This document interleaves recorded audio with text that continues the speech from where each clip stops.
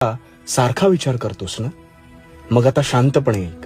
यापुढे हा त्रास तुला सतावणार नाही. मुळात तुला वाटतंय तसं नाहीये.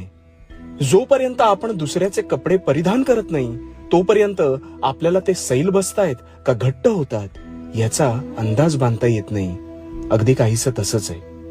प्रत्येकाच्या कर्मानुसार त्याच्या आयुष्याचा फेरा चालतो. पण तुला दिसताना त्याचं जीवन हे सुकर दिसत असतं.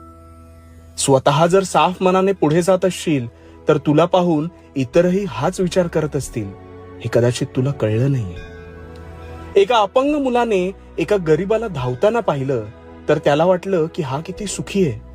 तसेच त्याच गरीब मुलाने अपंग मुलाला पाहिलं तर त्याला वाटले याच्या आयुष्यात तर फार संपत्ती आहे, हा किती सुखी आहे. पण खरं तर दोघांच्या जीवनात दुःख वेगवेगळी होती.